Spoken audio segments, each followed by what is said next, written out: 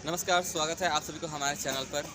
आज की वीडियो हम बनाने वाले हैं सर्दी और जुकाम खांसी की समस्या के लिए जो लोग परेशान रहते हैं, नेज़ल स्प्रे का इस्तेमाल करते हैं, खांसी के लिए सिरप का इस्तेमाल करते हैं, तो उससे आप छुटकारा कैसे पा सकते हैं। सर्दियों के मौसम में ख़ास करके बहुत ज़्यादा लोग इससे परेशान रहते हैं। तो हम वही आसन बताएँगे जिसके माध्यम से आप अपनी जो इस समस्याओं को ठीक कर पाएँगे पूरी प्राकृतिक रूप से योग के माध्यम से। सिर्फ 2-3 आसन ही बताने वाला हूँ आप सभी को, तो आप उसको ध्यान से देखिएगा तभी आपको उसको कर पाइएगा और अपनी जो समस्या है उसको आप ठीक कर पाइएगा। हालाँकि आपको पता है सर्दी क्यों होती है, जब हमारी जो टेम्परेचर होती है माइनस यानी कि ठंड बहुत ज़्यादा लग जाती है, तो हमारी जो टेम्परेचर है, जैसे आप देखे होंगे कि फ्रिज में जब हम पानी को रखते हैं तो वो जम जाता है और जब बाहर उसको खुले में रखेंगे तो वो क्या होगा, धीरे धीरे पिघलता है गर्मी के कारण। तो हमारी जो नॉर्मल बॉडी टेम्परेचर होते हैं 98.4 डिग्री फ़ारेनहाइट होती है, अगर उससे बहुत ज़्यादा नीचे कम मात्रा सेल्सियस में आती है तो हमारी जो टेम्परेचर है घट जाती है और हमें ठंड महसूस होता है। अगर 98.4 से 104 105 ऐसे जानते हैं कि बुखार का आपने सुना होगा, तो वो क्या होता है, उससे बुखार हो जाता है। तो ये जो टेम्परेचर का जो बदलाव होता है, इसी कारण हमें सर्दी बहुत ज़्यादा होती है। देखते हैं गर्मियों में भी बहुत सारे लोग इससे परेशान रहते हैं। तो आप इससे हर किसी भी मौसम में आप इस आसन को अगर करते हैं तो आप इसको ठीक कर पाएँगे। इस जुकाम और सर्दी की, खांसी की समस्या को, कफ़ की समस्या को आप ठीक कर पाएँगे। तो वीडियो को ध्यान से देखिएगा। चलिए, अगर नए हैं चैनल पे तो चैनल को सब्सक्राइब कर लीजिए, बेल आइकन दबा के ऑल पे सेट कर लीजिए ताकि सभी वीडियो आप तक पहुँचते। सबसे पहले शुरुआती तौर पे आपको जो नॉर्मल आसन है वो आपको करना है। तो जो वार्म अप आसन है वो आपको मैं डिस्क्रिप्शन के लिंक में भी दे दूँगा, वहाँ से भी आप देख सकते हैं। उसके बाद यहाँ पे मैं जो बताऊँगा उस आसन को भी फॉलो कीजिएगा। सबसे पहले हाथों को ऊपर उठाएँगे, सांस लेते हुए सांस भरेंगे पूरी चेस्ट में। उसके बाद सांस छोड़ते हुए साइड में स्ट्रेच करेंगे, फिर वापस सांस लेकर के वापस आना है, फिर दूसरे साइड सांस छोड़ करके यहाँ पे स्ट्रेच करेंगे।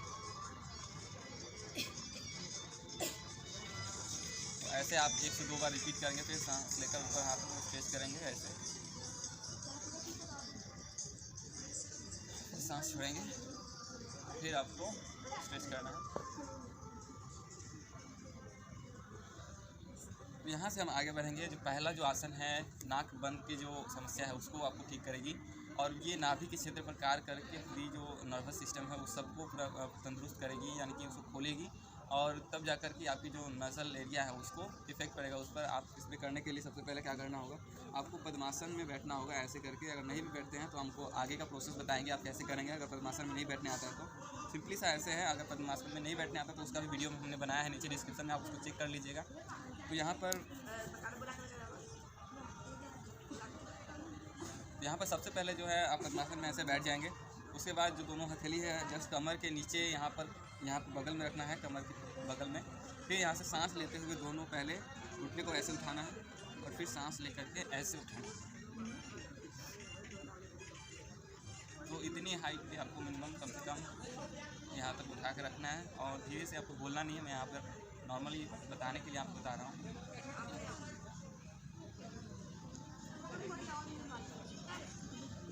आपसे जितना हो सके उतना देर आपको इसको होल्ड करेंगे। तो यहाँ से क्या होगा कि आपका नाभि क्षेत्र इफेक्ट पड़ेगा। उसके बाद यहाँ से नेसल क्रिया आपका ओपन होगा।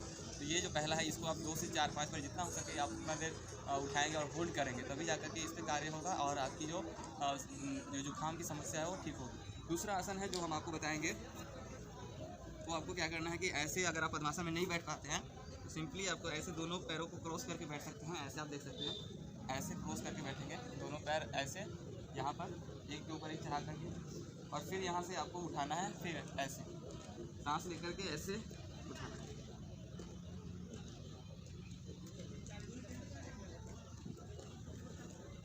तो इसको भी आपको जितना देर आपसे हो सके उतना देर आपको इसको होल्ड करना है, उठा करके ऐसे सिंपली जस्ट आपको पूरे पंजे खोल के रखना है।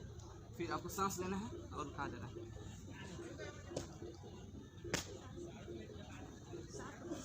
फिर ये आपको जितना देर हो सके उतना देर रिपीट कीजिएगा।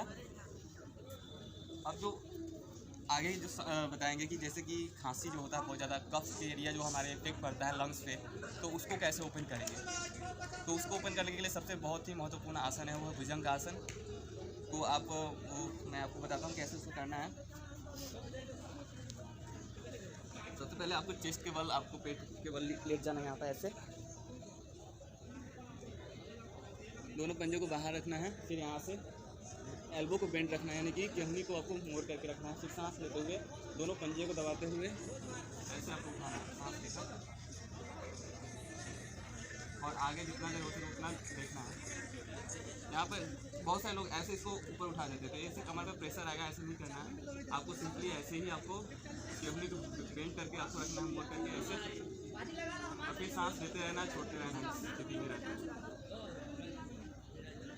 फिर वापस आ जाना है और अधोमुख में आपको आ जाना है।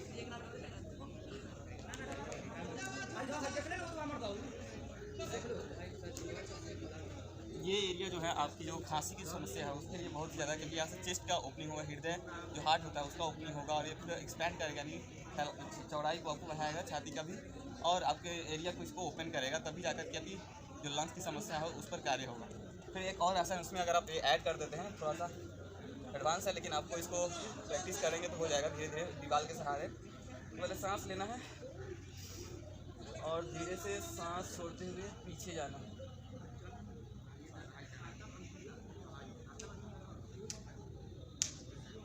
और यहाँ पर सांस लेते रहना है, छोड़ते रहना है, कमर को सपोर्ट करके रखना है ऐसे। हो सके तो धीरे धीरे आप एक हाथ को नीचे ले जाएंगे, फिर दूसरे हाथ को पीछे ले जाएंगे ऐसे।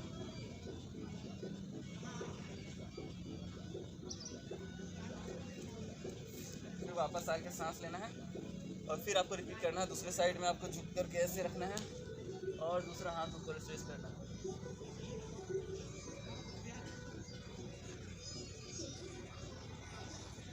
वापस आपको आ जाना, और आपको बालक आसन में रेस्ट करना है।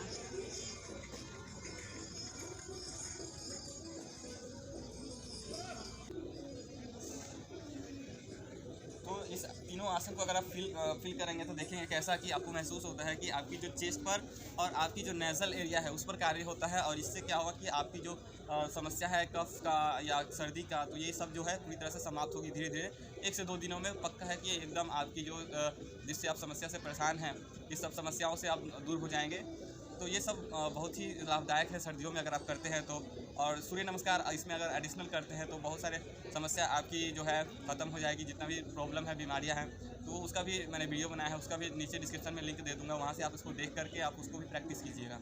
तो आशा करता हूँ आपको ये वीडियो पसंद आई, तो वीडियो को लाइक कीजिए, कमेंट कीजिए अगर कुछ भी आपको पूछना है तो, और नए हैं तो प्लीज़ आप हमारे चैनल को सब्सक्राइब कर लीजिए, ताकि हमारी जो सब्सक्राइबर है वो गेन हो, थोड़ी आप सभी का मदद हो, सहयोग हो, तभी हम आगे बढ़ पाएंगे। और आप सबके लिए स्वास्थ्य के लिए कार्य कर रहे हैं, तो इतना तो बनता है आप सभी के लिए।